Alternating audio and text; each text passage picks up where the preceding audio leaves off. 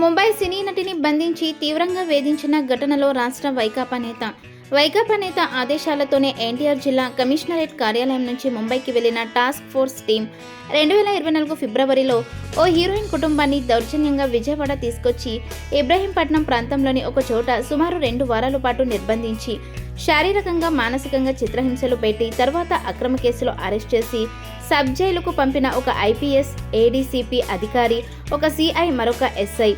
ఆ ఎస్ఐని అప్పట్లో షాడో పోలీస్ కమిషనర్గా వ్యవహరించేవారని అనేక ఆరోపణలు. ఇబ్రహీంపట్నం కేసు నమోదు చేసిన అధికారి ఇప్పుడు విజయవాడలో ఒక స్టేషన్లో విధులు. ఇబ్రహీంపట్నంలో ఉండని వ్యక్తి ఎక్కడో కృష్ణా జిల్లా ప్రాంతంలో మువ్వ మండలంలో ఉండే వ్యక్తి ఫిర్యాదుతో ఈ సినీ హీరోయిన్ వారి కుటుంబాన్ని ఇబ్రహీంపట్నం ప్రాంతంలో కొన్ని రోజుల పాటు దౌర్జన్యంగా ఉంచవలసిన పరిస్థితి ఎందుకొచ్చింది?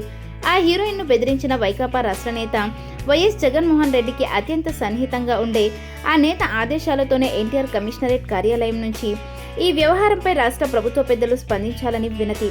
ఇటువంటి ఘటనలు జరగకుండా చూసుకోవాలని అభ్యర్థన.